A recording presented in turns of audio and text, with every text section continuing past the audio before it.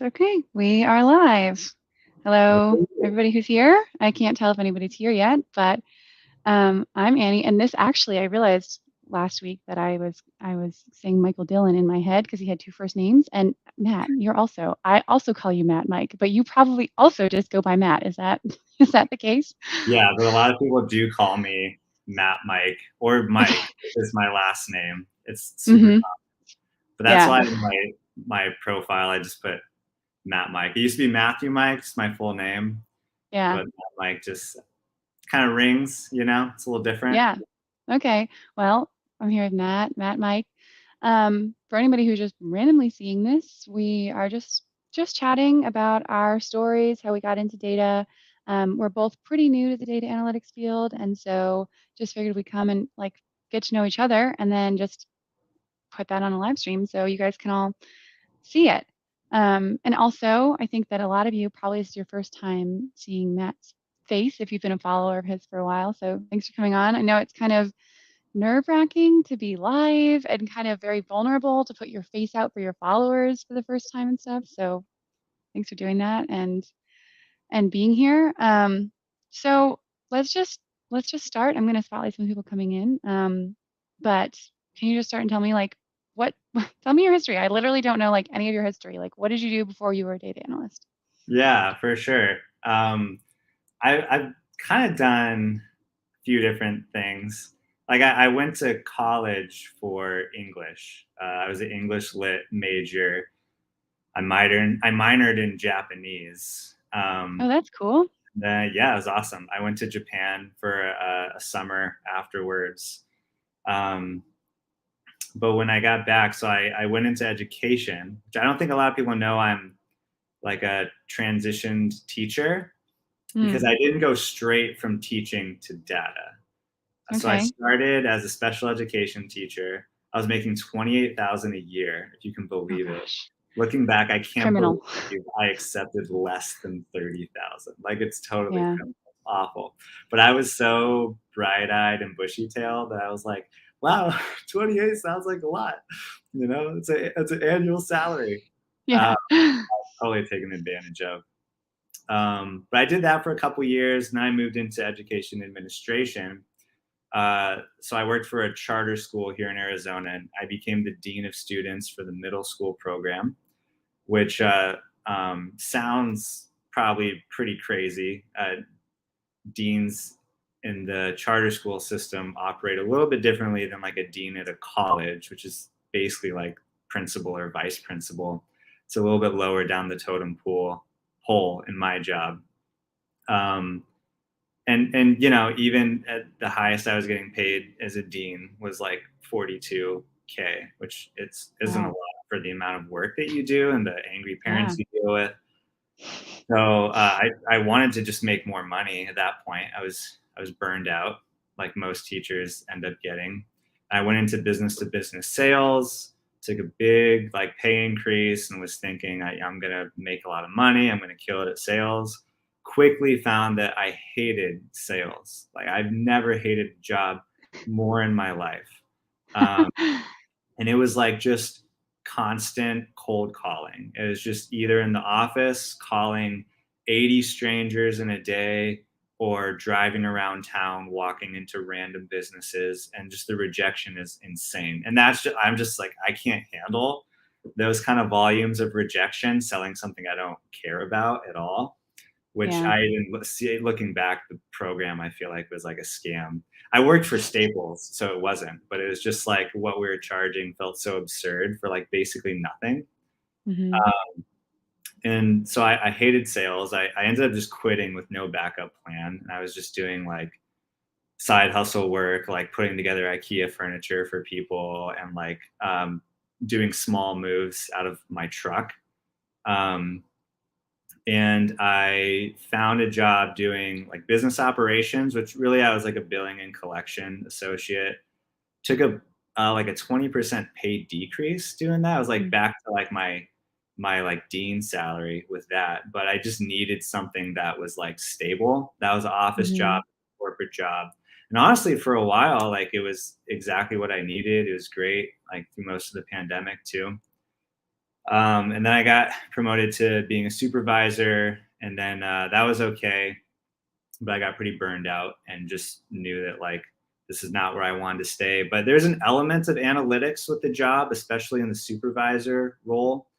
Yeah. Um, I got really good at Excel working in that job, and so I started writing on Medium recently, and I published like an in-depth story about like my journey in 2022 about transitioning into data. But it started off like I just wanted to get better at Excel. I knew I was Mm. like pretty burned out in my job, didn't know if I wanted to stick around, but I wanted to add value. So I took some courses like on Go skills, which I had no idea where to look initially, like to Yeah. find courses. Um, all I knew was like the Microsoft official like certified exam, which is really expensive and really difficult. I ended up finding Go skills. I did a few Excel courses there. Found like Tableau, discovered business analytics, and I just realized like, Mm. wow, this is really cool. Yeah. And so kind of like summing it up a little bit, I applied for a business analyst position at my last company, didn't get it, started paternity leave, and around that time, like I was confident, like I don't want to stay here. I want to get into analytics. No idea how. Around the time, actually, I discovered you and I discovered Ian Oh, Clausewitz. that's Um, cool. yeah, so it's kind of surreal talking to you now because you're like one of the originals that like inspired me, and Wow. I'll get to it later. But a lot of what I ended up doing, I modeled after like what you were doing. Like it Oh inspired a my lot of it. gosh. But like shout out to Ian's book, How to Become a Data Analyst. I bought that. I found him. So I found him on like he commented on like a Justin Welsh post about Mm. how he just launched his book. I was like, oh, data analytics. I'm interested in that. I went on, I Yeah. just bought the book like right then and there, had no idea who he was. And it was exactly what I needed. And so I took some courses or I did a course in SQL, I did a course in Power BI. And when it came to the portfolio stuff, that's when I started digging more into like your content and the stuff that you were doing. I would look at your website. I looked at your GitHub. I looked at your Tableau public. It's like, okay, like what's this? What's this girl doing? Like she really seems like she's got it together, you know. And then I wanted to make a portfolio, and I just put together a portfolio myself and started applying to jobs like crazy. So I had the benefit of being in paternity leave during this time. It was a 5 week long period, but like 2 weeks in, Mm. I just hit like full throttle. And so I guess you could say like I started trying to get into analytics like in July, but it was Wow. kind of like August, and I got my first job in September. So Mm. I know like Wow. Chris French did it pretty quickly, and Yeah. my story is kind of similar in that way. But I also like I had the benefit of like basically not having a job, and my wife Mhm. and like my wife knew I was pretty stressed out. Like I was working crazy hours at not crazy pay, and just this company was falling apart.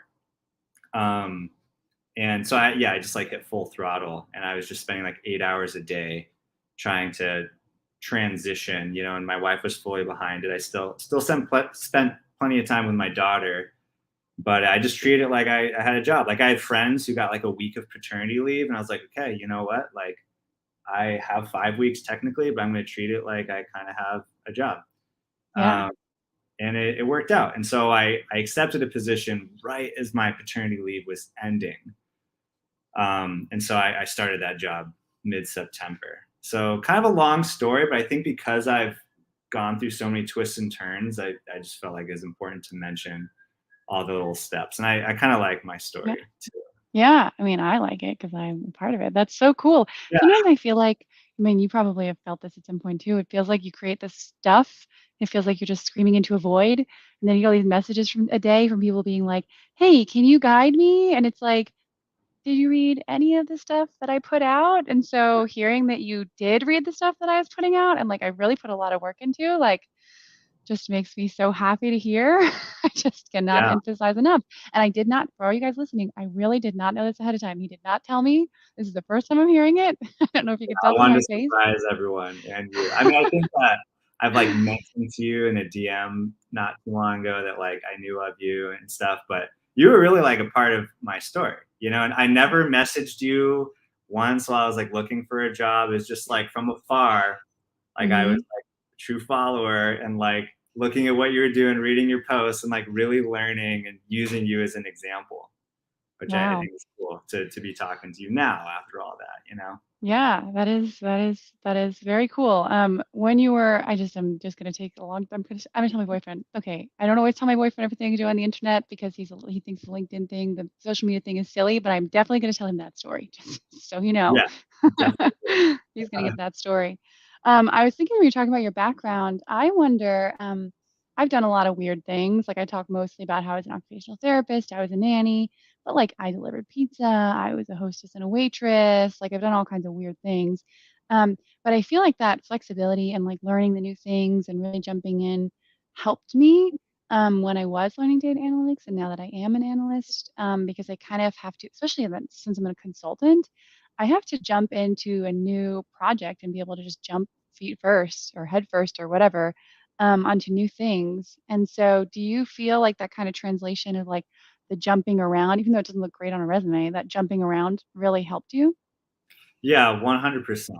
Like, I think because of my background, I've like developed a lot of pretty unique skills that have kind of like culminated into like a great kind of package for like a data analyst. So like teaching and, you know, there's a lot of transitioning teachers going into data. Hmm. So I can't actually see the chat, so I don't know who's here. I think it's because I didn't create an account for StreamYard. Well, let us know if you are a transitioning teacher in the chat. It's a 5-second delay, but when it comes up, I'll spotlight them. If you can see, if you can Yeah, process that while you're talking, it is hard to process. yeah. But yeah, it is a big demographic. Yeah, so I was a teacher, which I think teachers are really excellent communicators and storytellers. Um, when I was a dean, I had to deal with a lot of pressure.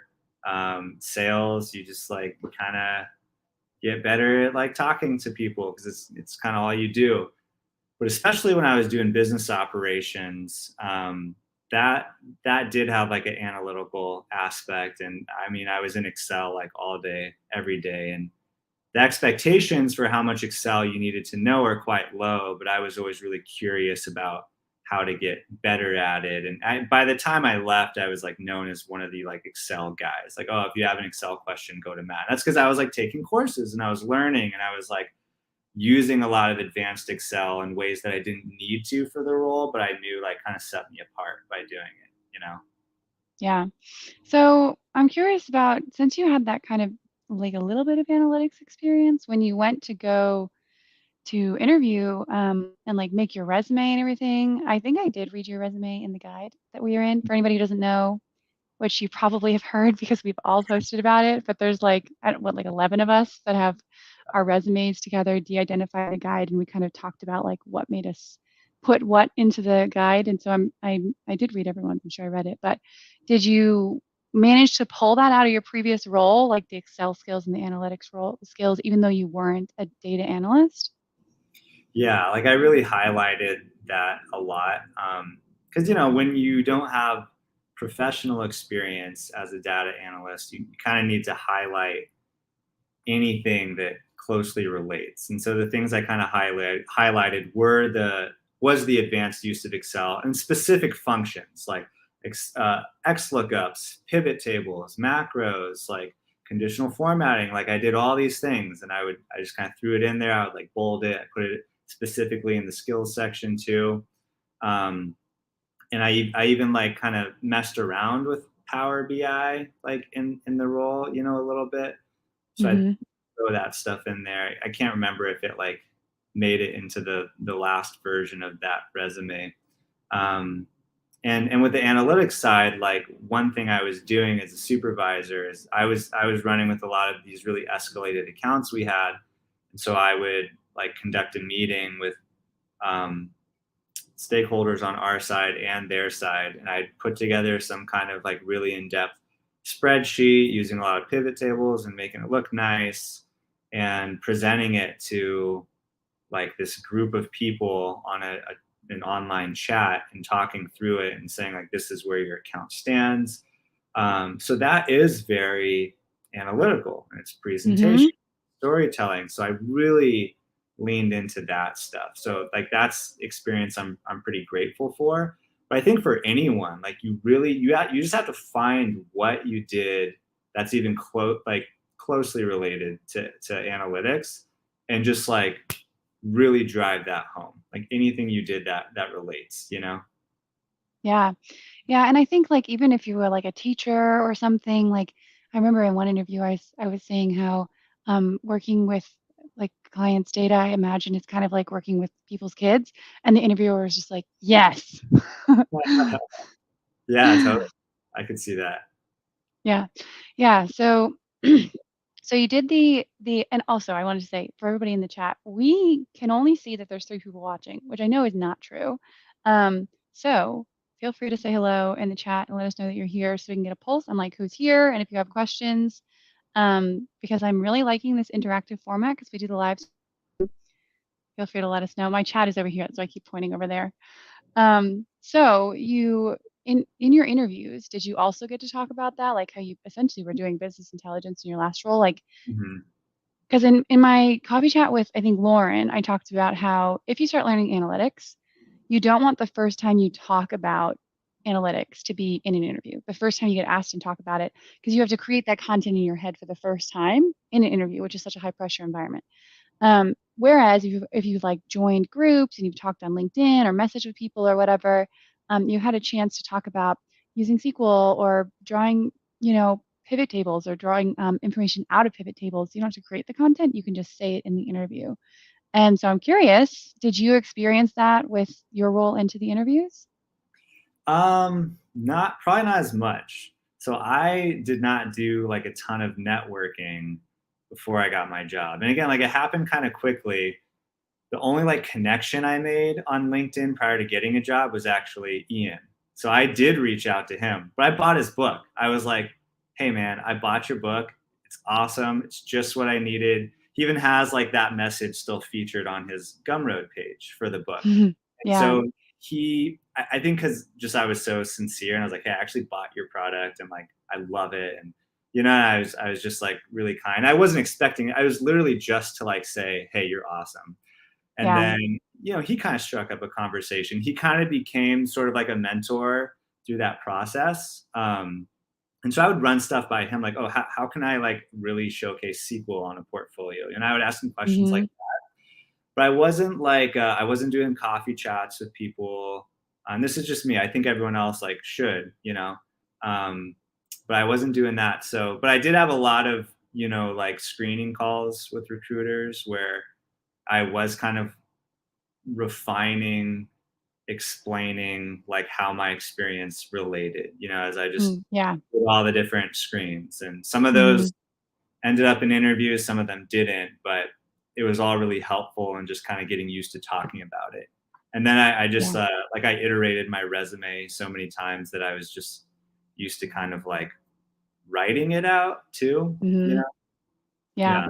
Someone asked what's the name of the book, and do you remember what it's like? How to get a job as a data analyst or Yeah, something, right? it's literally just how to get an analytics job or how to become a data analyst, I think. So Okay. it Yeah, accomplishes exactly what it says. that's Ian K. And if you go to my YouTube channel, I actually did he was my first interview. We had a lot of technical interviews, technical problems.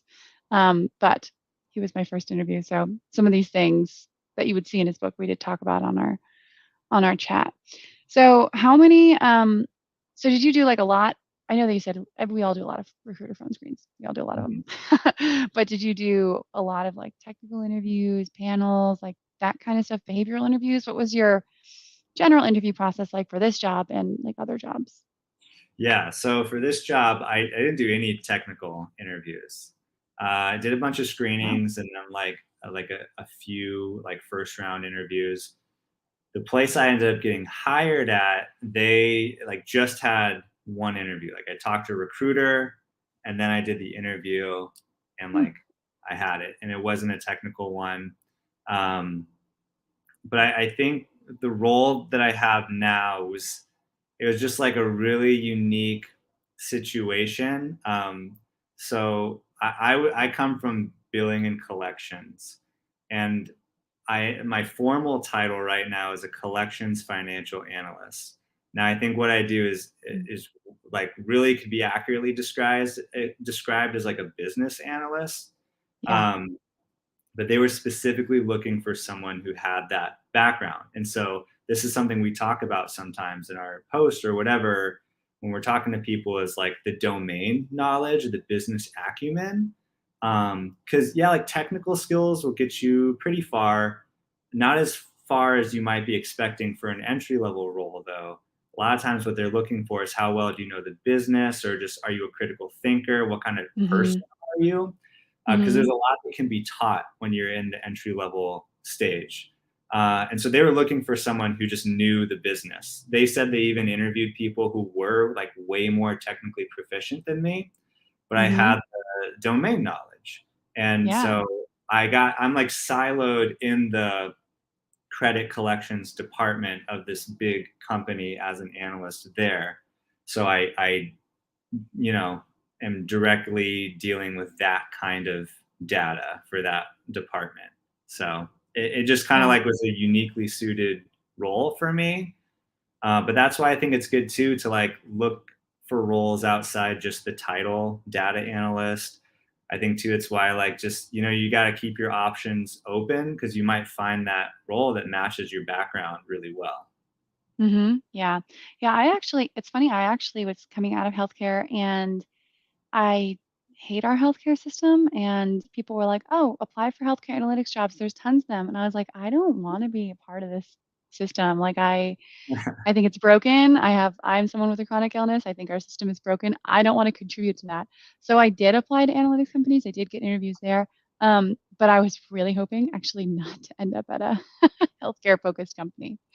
Um, but it is really great advice. So you kind of spoiled the surprise about what job you ended up getting. So you got a job really quickly. So did you ever hit that like valley of despair of like I'm never going to be able to get a job in this? But I certainly did. I'm sure other people. Did you ever hit that? um, I wouldn't say it was like this big, like, should I reconsider this? I think I was pretty confident it was going to work out eventually. Hmm. Um, that's not true of like everything I do, but I think in this situation, I just so much like wanted to move into the field and away from what I was doing that I was like, it's just a matter of time. Like I'm going to keep Hmm. going hard. Sometimes things like not being like an expert at SQL like kind of got to me because it's like, well, like no, I don't have professional experience doing SQL, but I've done Yeah. these things. You get that a Yeah. lot too. You're looking at someone who's like really good at it. So I would get moments where like my confidence was a little shook, but I didn't really have like in the valley like maybe I should go back to what I was doing or something else kind of moment. But it did happen like kind of fast. But again, it was like I saw it as like to really optimize my time. I want to find something before I go back to my job because like I have this opportunity where I'm like full time looking for a job, and once I Hmm. go back to work, I'm going to be back to just like a part time job seeker, and so Yeah. I was going at it like really hard. Yeah.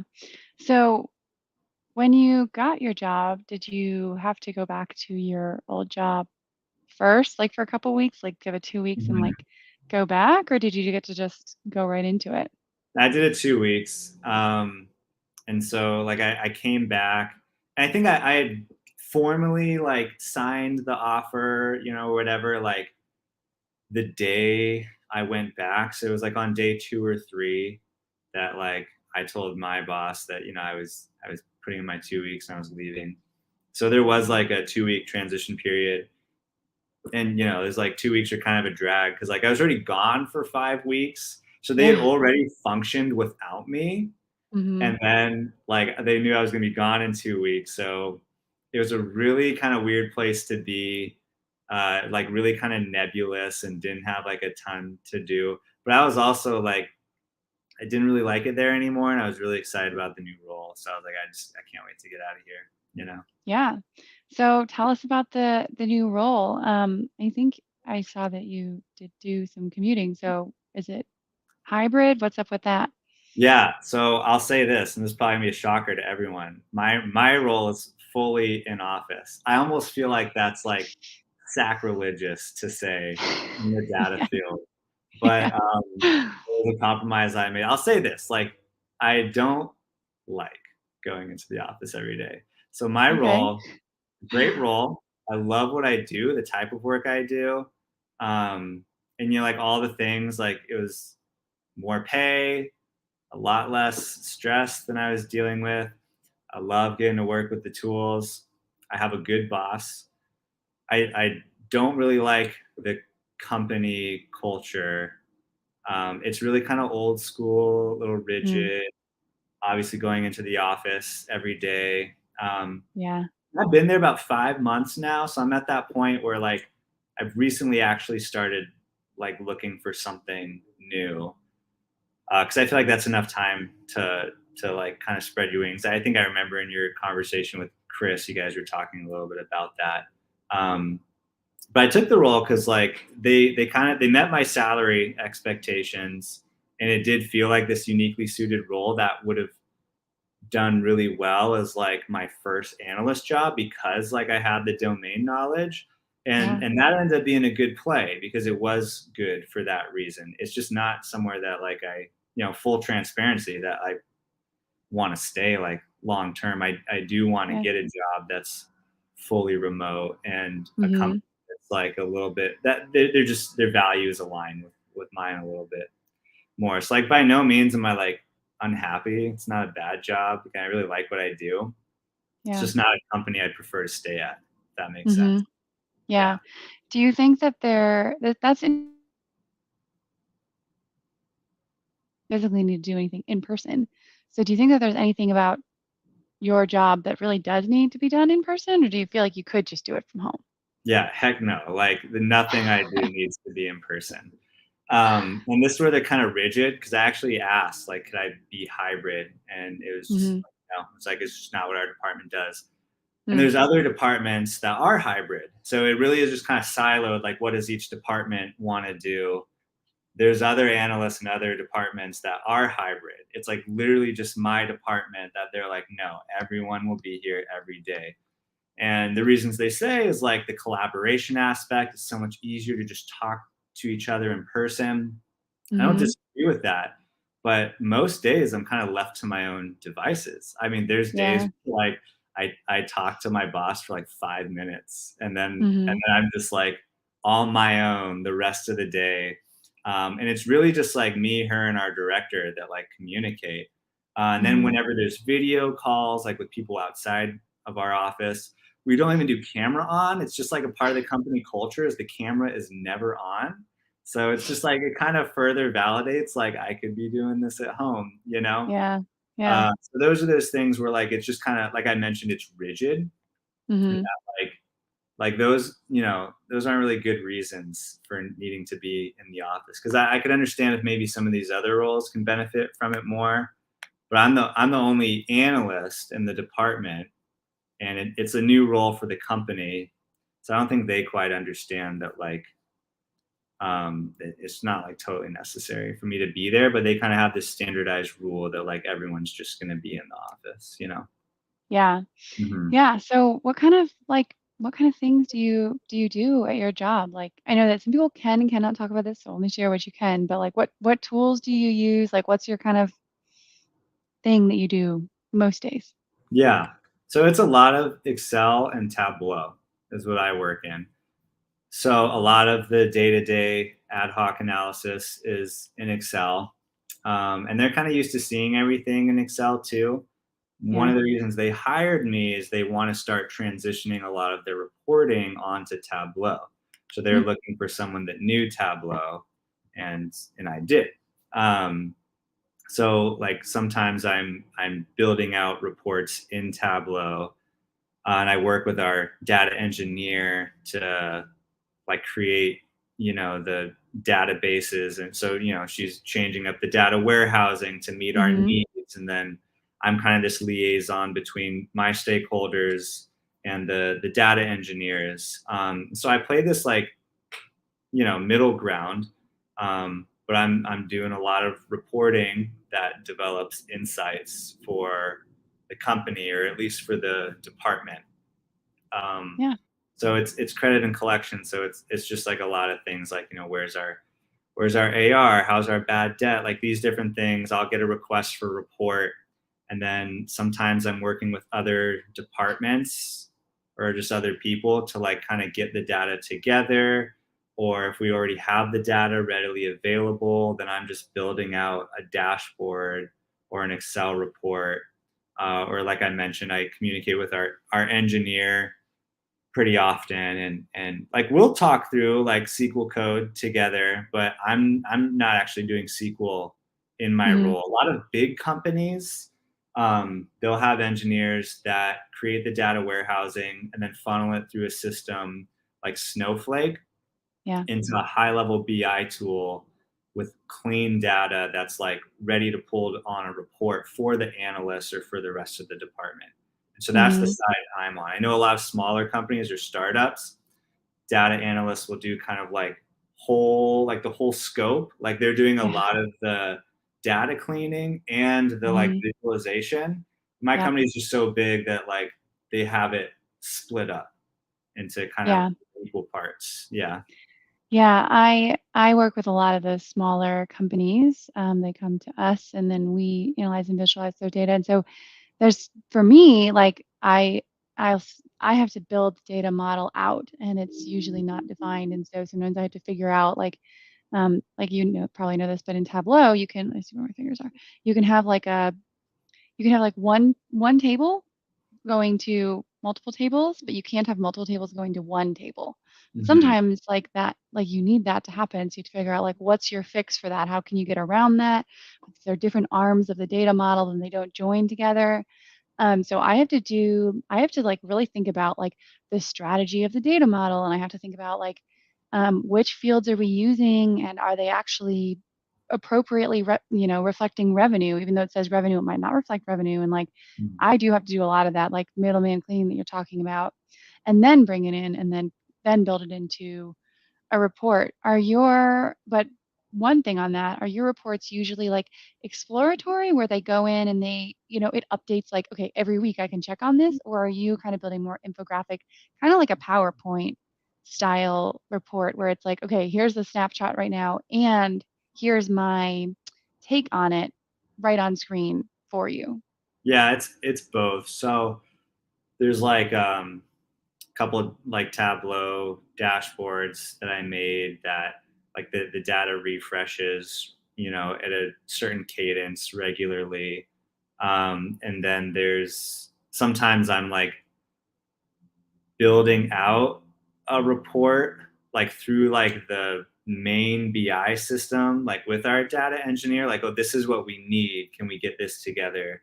Like, this is where we're going to have to pull the data from to get it. And I'm not actually doing anything with it, but we're just working through like how it's going to be constructed. And then a lot of times too, I'm doing Excel reports that are kind of more of a snapshot view, but it's like a couple of different things. Like there's some that I do where like I'm pulling the data and I'm like doing something with it, or I have some like Excel dashboards or Excel reports where like if you just refresh the data with new data, like it all updates. Like you just refresh it. So it is a dashboard, but it's like in Excel, Mhm. you just have Mhm. to refresh a couple things with new data. And so like there's a few reports that I've kind of designed and tried to make something that can like outlive me. Like, Mhm. okay, just use this template, just refresh the data, and you're good. You don't have to remake all these charts every single time. And so that's kind of nice. Yeah, it's really like satisfying building systems. And I remember seeing like a joke that like once you get into the tech world, sometimes you'll like spend like a full day building a system for something that would like take Mhm. you 10 minutes a week. Yeah, totally. Especially when I started, it was just like spending entire days, yeah, like making one report or something. But you build it with the mind that like this is something that's going to be like scalable or that can update. Like it's going to make the future a little bit easier. Yeah. Hmm. Hmm. Yeah. So you said you started your role in like September, right? Hmm. So October, November, December, January. So you've been there for about 4 months. Yeah. Um, so I'm curious. I feel like I definitely learned a lot in the span of time from starting my job to now, because I do work at a startup and you have to learn a lot at a startup. But I talked to some other people at bigger companies and they're like, yeah, for the first month, I didn't really do much. And, now I just kind of am doing like the same thing, but it's super basic. So have you gotten the opportunity to learn a lot or have you just been kind of coasting? Yeah, I did. I learned a lot, like initially, especially in Tableau.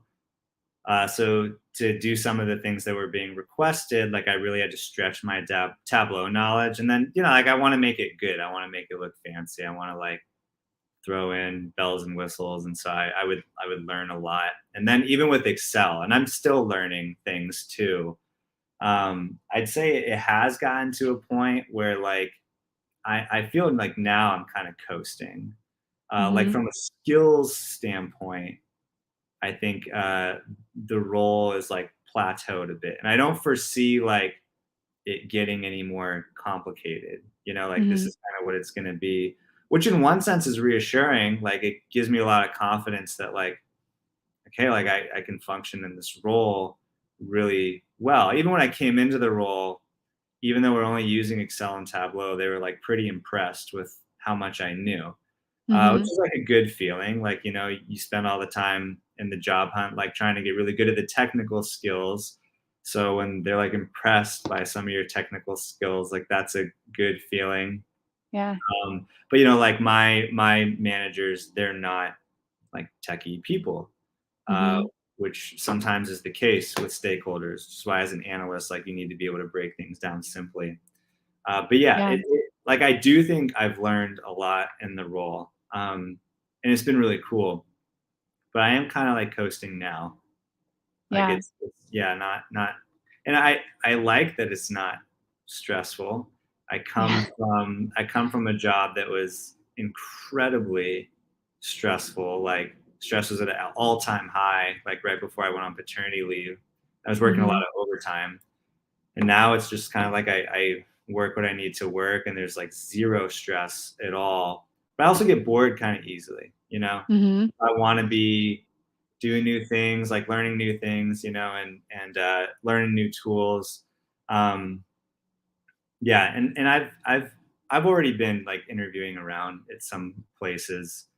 I'm like no, Yeah. I'm not gonna say too much, but like hopefully you'll see a job status update pretty soon here. But Yeah. like, I've been interviewing at some roles that are a lot more exciting, in my opinion, because there's just a lot more tools, it's more technical. I want to get a little bit more technical. Yeah. Yeah. Hmm. Yeah, that is exciting.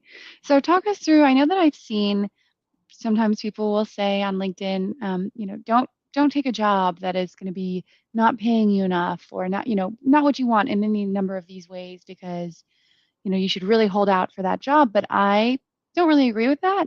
Um, and I think that you're a good example of someone who took like the job is good, well aligned with your background, but it was in office, which you weren't looking for. So can you just walk us through your thought process of like how this is a really good first step and then your career progression in the future, like how that was a forward facing move? Hmm. Yeah, so kind of like you mentioned, I was willing to be somewhat flexible in the first job that I took. I know that obviously it's pretty hard to break into an entry level data analytics role. We hear that every day in our space, and that's something you and I are always trying to help people with.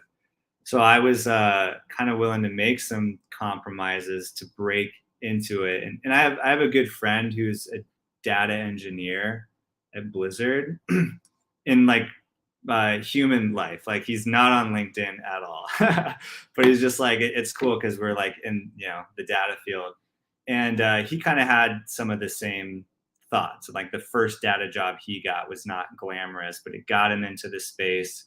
And after enough time, like he ended up working at Blizzard, which is like pretty sweet now. And so for myself, like I was open to, because I was looking at both. I was looking at fully remote jobs. I was looking at hybrid jobs. I was looking at like in office jobs. And so for me, the compromise I was willing to make was that if they could pay me what I want to get paid, I'll go in the office because like Mhm. A, it's going to be my break into the data world, and B, like the pay is going to be good. And they Mhm. actually exceeded what I was hoping to be paid. I don't want to disclose what that is, like just That's okay. because I'm still working there. Yep. Um, but it was like above what I was expecting. So it's like, okay, Mhm. like that's a pretty good sign. So Mhm. yeah, I'm willing to make that trade off. Like solid pay. I have to go in the Mhm. office. That sucks. But I'm also now like officially in that analytics space. And that I think that's Yeah. gonna my mindset at, from the beginning was like, and that's gonna prepare me for future role. Like now I actually am gaining real world experience. Because when you're first starting off, it's always like, yeah, I haven't done this professionally, but these are the projects I've worked on, so on and so forth. Now it's like, yeah, I've actually built out Tableau dashboards that hundreds of people are looking at and like stuff like that. That's a very different conversation. Yeah. Yeah, and it's interesting too, now that like I think I've been in my job for like 6 months or something, I am not looking for a job right now. I love my job, but if I were to be, um once you kind of get into it, you realize, like you said, that the critical thinking skills are so important. And so, kind of like that's why we create the content that we do, because we can see, like, kind of retroactively looking back, okay, you don't necessarily need to be a SQL wizard, but Mm, they do want to see the critical thinking skills. And being able to say, okay, I have used Tableau and I have done this and that in it. And this many people have seen my reports and everything. That that is really what people are looking for. And I feel like for me, it took me until I got my job to be able to understand how to articulate that. mm, Um, but I think that people who are still job searching can articulate that. I just hadn't found before I got my job. I hadn't really found any of these, like Megan and Jess are great, but mhm, I found them right around the same time I got my job. I think Ian got his job a little bit before me, but I definitely didn't find him until like at least a month after I got my job. And like, there's great creators in this space, but I didn't find really any of them before I got my job. And so it was just kind of me poking around, figuring things out. Like, what are they looking for on a resume? Do they want to see that I'm an expert at SQL? Like, is critical thinking skills important? Like, I don't know. Um, so now that you're coming around, like you've had some experience, what are you changing about your interview process, the way that you represent yourself as a candidate, your resume, your portfolio? Now that you've got the experience, what changes are you making? yeah, good question. So, I mean, it was exciting to update my resume with some like real world experience in analytics. I would say that this time around, the job hunt is even more challenging because like my standard is a little higher. Like I don't want just like a straight entry level job. Even my role now, like to be perfectly honest, is like probably like a half step to a quarter step above entry level because they Hmm. were looking for someone who can kind of like get up and running with certain things and Yeah. and who have the domain experience. So I'm kind of like a leader in the department, so to speak, but Hmm. I'm an individual contributor. Um, but now it's like, I want a pay increase when I transition jobs, and so that kind of like because I'm already making more than I was, like it already cuts out a lot of jobs. Like, oh, this looks like Right. a cool role, but like that's like less than what I'm making now, or it's exactly what I'm making now, and I'd like to Hmm. jump up. But even in the interviews I've done, it's similar in that like there even in some of the roles I've interviewed for where like it's a lot more technical, whatever, they're still not looking for like experts, because I'm not like trying to be like a senior data analyst or anything. I'm looking for some kind of like middle ground between entry level and senior. Those are definitely out there. Hmm. Um, but it's kind of like my options are just more narrowed. Before I was casting a wider net because I was like, I want to break into the space. I've never like actually done this before professionally. Most jobs that I'm going to take are probably going to pay more than what I'm making now. And now it's just like a little bit more narrow because of all those things. But like there's some roles I've even interviewed for where like I'd be using Python. I'm just Mm. like, well, like I have like introductory knowledge of Python, Mm-hmm. and that's kind of like enough for them. Or they'll like I had this one cool interview where they asked a couple Python questions, and I was like, I don't know the answer, and they said, well, Google it, like look it up. Like we're not going to judge you. We Google stuff all the time, and I Googled it right there in the interview, and they're like, okay, what does it say? And I told them what it said, and he's like, now explain to me like what that means to you. And I put it in Excel terms. I'm like, oh, well, it sounds like this function in Excel, or it sounds like this function in SQL. And so like, there you go. Like you understand what it is. You just haven't done it in Python. Uh, Mm-hmm. that was kind of cool because they're like, okay, like he knows what Python is. He's not a Python wizard, but he knows these other tools and he knows how to find the answer, which is a big thing in analytics too. Because even now, like in the job, and I hear just about everyone say this. I think Jess Ramos just posted about that like today, actually, is that you Google stuff on the job all the time. Yeah, she did. I've Yeah. done a few like technical interviews in the last couple months, and I would hear that from the interviewer every time, like, hey, even I Google stuff all the time. Mm-hmm. Cool in an interview where they kind of give you the space to like, okay, Google, like it's fine, you don't know the answer, like Google it, up with the solution and explain it to me. So I think Mm-hmm. that should take a little bit of pressure off people to not feel like they need to be experts. Finding solutions for yourself and being independent in that way, and again, being a critical thinker, like we mentioned, is so important in this role. Mm-hmm. Because even if you've been doing it for a while, it's just there's so many things you're going to run into that you don't know, or you forget things. Like you may know all these things, but like, oh, I can't remember the exact syntax for this formula. Like I need to look it up.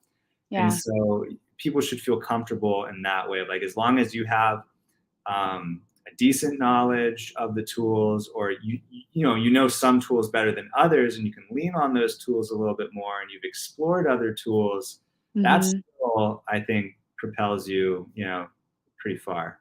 Yeah, like translating your Excel knowledge into what you were hearing from what the Python thing was asking you to do.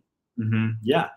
Yeah. And I also like I came right out of graduate school. Like I was just finishing graduate school when I started doing my interviews, and in graduate school, I had to take my tests on a software that monitored because they were online because of COVID, that like monitored me and would watch my eyes. And if I would like look away from the camera for too long just to stretch or whatever, it would like a warning would pop up and it would say like a screenshot was just sent to your instructor or whatever. Wow. Um, so coming out of that and then coming into technical interviews, which I did several, where you're allowed to bring in a cheat sheet, they're totally okay with you using Google. Was like at first I was like, am I cheating bringing this into the interview? Like I'm not really sure, but then I just asked the recruiters about it, and they're like, yeah, like it's you need to be able to Google when you get to your job. So you can use Google now, you can use a cheat Mhm. sheet. You don't have to remember where the semicolon goes. You don't have to remember the exact order of, does this go before or after the where? You can bring that in with you. It's your like ability to think and to apply it. I had one SQL interview where it was intentionally really difficult, and Mm. it like captured as you typed what you were typing and like if you deleted it and stuff. So they kind of got to see a live playback of what you typed. And so I was able to Google like how the heck am I going to do this? And then the answer that I found, I kind of put it in there and tried to like work through it. And there was like 5 questions. It was like a half hour long. I was Wow. sweating, like I was stressed out. Like you would run the query and then it would bring you back the what it found if it could even be run. I'm not even sure I ever managed to get any data to come back, let alone the data that I was looking for. So I was like, wow, I bombed that one. But they moved me to the next stage, and I asked the person who was interviewing me about it, and they were like, "Oh, I mean, I didn't watch it personally, but when I got hired here, I didn't know all the answers to the questions. But they just want to see that you can like think through problems. Mm. They're expecting you to Google it, and they're expecting you to try and work through it, and that's what they're looking for." I made it to the Yeah. next round of the interview, so. I think that's a really good sign too, when, you know, the interview is kind of flexible in that aspect. Like Mhm. I had a technical interview. It was like a couple months ago. So I actually kind of have been looking for like passively for like a little while now. Like, since you got Um, your job. yeah, I've been doing it like more aggressively, just like super recently. But Mhm. yeah, there's one place I did 3 interviews, and they were like pretty much like, they were like, "We're gonna hire you." I was super stoked about it. But then they had, it's a small company, and they just like had all these, we just had like a high level meeting, and like all of our hiring needs are different now. Like, so Yeah. we're not even hiring at this time anymore. That was kind of a bummer. But when we did the technical interview, it was same thing. It was like I was even screen sharing, so they were seeing everything I was doing, and it was pretty basic stuff. But there's some things I had to Google, and again, he was like, "Yeah, like it's totally fine if you need to Google." And there's even ones where like I didn't get it totally right because like I had the comma in the wrong spot. He's like, don't worry about it. Like you had it. Like you understand. I want to see that you understand it, and Mhm. I did, and that was like good enough for them, you know. So Yeah. I think that's always a good sign in technical interviews when they're really understanding of how it connects to like when you're doing it in real time, real life. Yeah. I think that points to company culture too. Like my a big thing about my job, like, so we just had our company meeting. They I'm in Austin, Texas right now because they flew us to Austin, Texas. They got us rooms Monday and Tuesday night. We had our company party and it was great. And I just was reminded about, like, I got to meet a lot of my coworkers in person and everyone is just like so genuine, and they're just so ready to help. And especially as I was coming on new to the company and I was trying to figure out our product, if I ever ran into an issue or I was having a problem with it, um, someone would be happy to just get on a huddle with me and talk me through it in a non-condescending way, just like very like, yeah, this is it. Like, if you have any questions, let me know. And that really the same energy carried through to the in-person meeting. And I was like, man, like the fact that I get to make my own schedule, I get to work remotely, and I get to work with all these people, and I'm perfectly happy with my salary. It would take a lot for me to leave my company because I kind of like checked all the boxes. Like I really cannot understate how important company culture is. You were saying your company culture is kind of a little bit old school. Mine's not. Like I got like, yeah, I'm probably one of the younger people in my company, but we definitely have, I'd say, like a millennial culture. Like we're not into the Gen Z culture. Um, there's some Gen X people, but I'd say it's like a very millennial culture at my company. Yours sounds like kind of more of a boomer culture. I work with pretty much all boomers. Yeah. Yeah, the Like some bigger of the company people vibes. who are like at the more entry level jobs, not as analysts, but like that like there's younger people, but a lot of the people I interact with, yeah, are much older than me, and I like not trying to be ageist or anything, but it's like kind of just shows that it's like it's a really old school like approach. Like just because someone's older doesn't mean they're going to have an old school approach. But this Mhm. company is a kind of stereotypical in that way, Mhm. you know. Um, yeah, so like the culture is not the best, like in those regards, you know. Yeah. Yeah, Yeah, what are your thoughts on ending up at like a startup? Because so I'll tell you first my experience with a startup. Like what I've heard about big companies is that they kind of have an existing hierarchy. They've got a structure. They've got a way that they do things. Whereas startups, you get to really, and I heard this when I was interviewing, and I really feel it now. Like you get to really help define the culture. Like a lot of the decisions that I'm making and the opinions that I have is being kind of molded into the fabric of the way that the company hmm, works. Um, and I yeah, think that's really cool, but it also requires me to be very dynamic. I'm never going to be running the same thing. Like I'm not going to run the report more than 1 week in a row. And um, yeah, it requires you to really think on your toes and be very dynamic. So, do you have a preference? Would you prefer to go towards like smaller startup, mid-sized, bigger? There's pros and cons to each of them. yeah. It's and I'm not like I don't think I'm 100% focused on either one. For a minute, I was like just looking for startups, and the company I almost got hired at like was a startup. Mm-hmm. I think with the layoffs, like to be honest, I've been Mm-hmm. a little nervous about startups. Like I Mm-hmm. just recently had an interview with like a much bigger company, but the culture was like really great, which is what had me really like excited about like the role. Um, so like I'm open to either. Like to me, it just like does come down to that culture. And with the job I have now, like I kind of knew what I was getting into.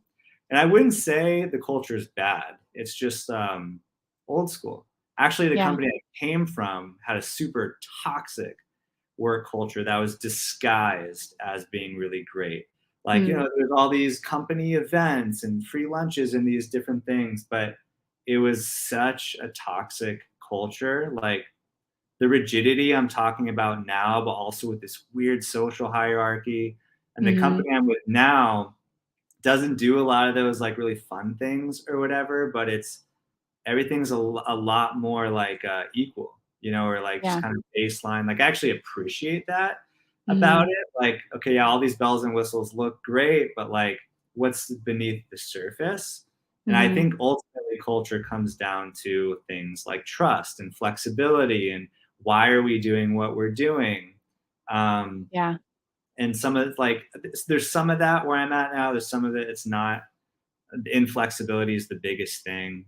But again, like I come from a toxic culture. But to answer your question, like I'm kind of open to it. I've never worked at a startup, and I've always wanted to.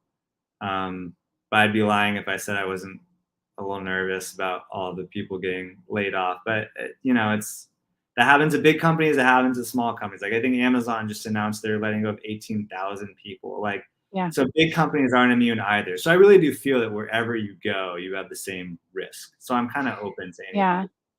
I actually, th- I have been looking out, obviously, we're all looking out for our jobs, and I'm finding that it's the big companies that did a lot of hiring because they got a lot of funding and they said, okay, let's try out this, let's try out this, let's try out this, that are now letting go of employees. Whereas like my startup is doing great. I mean, we're at a pause on hiring. We don't need to hire anybody new because we're doing great. Um, but I know that we're going to be hiring again this spring because because a lot of startups did not have that extra budget to just like go crazy and hire people they didn't need. Yeah. And so obviously with a recession, everyone's going to feel it. But I actually think this is just my personal opinion. This is not financial advice to anybody watching. A little disclaimer there, but I think I've seen the most stability at startups Hmm. um, because they haven't had that over hiring, and so really everyone that works for them they need to have working for them because they don't have that extra budget. So Yeah. That makes sense. And I think what interests me about startups is like you're involved in a lot more. And the culture at startups does tend to be a lot more relaxed and trusting, mhm, at least what I've seen. And even the ones I've interviewed at, like the culture seemed great, like at some of these places, you know? Um, so yeah, I mean, I would personally love to work at a startup. Never have, but would love to do it. yeah, I think some of the reasons that people go for big companies is they can, they want to get to those the career progression, that specific job title at the big company or whatever, get that access, which is at a startup. I feel like titles are so flexible. Like a lot of times people I've talked to said that like at a startup titles are kind of like made up. Like Yeah. I feel like my role, like we're technically like I'm on like the visualization. So we're like I was on the Tableau team. I think we're kind of calling it the visualization team. I'm a consultant, but I work full time for my company. So like consultant is misleading because usually consultants like don't work for their company. Yeah. Um, so like I'm a data analyst definitely. So like that's what I put in my headline on LinkedIn because that's what kind of the term is. But like Mhm. business intelligence, yeah, I definitely do that. And data analyst, definitely do that. Tableau consultant, definitely do that. And so I noticed that each person in my role, we all kind of have like a slightly different headline. We all call ourselves like something slightly different. Whereas like a mid-level manager at Google, whatever they're doing, like they've got that defined and like that's what you're going to see on their profile. Like this is exactly what I do and I need you to know that. Yeah. You know what I mean? Yeah. For me, though, even though I'm at a big company, I think the title is misleading. Again, like I'm the first like analyst hire for the department, so I don't think they totally knew like Hmm. what the all the day to days of the role are, but it's definitely more like business analyst, data analyst type stuff. Because I think even like Megan Liu, like she used to be a financial analyst, but like actual financial analyst. And when I've heard her talk about what she did, Hmm. completely different than what I'm Hmm. doing. Like when you really look at the day to day of what I'm doing, it's data analyst work. It's like business Yeah. analyst. It's analytics. Uh, Mm-hmm. but that's why, like, like I've said before, like in posts, like titles can be misleading in data because there's so many different names for it, and they can mean so many different things to different companies. So you just kind of have to like know what you're getting into. And sometimes there's data analyst roles that are straight up like data scientist roles. Yeah. Even straight up data analyst titles can be misleading, you know? Yeah. Yeah. I know we're at 8, but that was what you said made me wonder about this one last question. Was it difficult getting hired for a role that you said you were the first person that kind of did your role at your company. So was it challenging to come in and have to kind of define that? Like, okay, this is what my role is? Yeah, there's some pressure there. They were flexible in terms of like, we know it's going to kind of take some time to figure out like all the things you're doing. Like we're kind of like building the plane as we fly it with this role. But there was pressure of like, okay, I'm kind of like defining what it is for them, uh, in a sense, or like what we're doing or building out processes. But that's part of what really excited me. Like I have the opportunity to build all this new reporting, to build these new processes. That was another reason why I took it. It's such a unique opportunity. First analytics hire for the department. I have the opportunity to build out things. So even though I felt a lot of pressure coming in, again, that was part of my strategy. Like, okay, Mm-hmm. like I'm building stuff here that like is hopefully going to outlive me. They're feeling out what all this looks like with me, and that's just a cool opportunity. So Mm-hmm. I've really kind of leaned into that or embraced that, and that was part of what I liked about the role coming into it.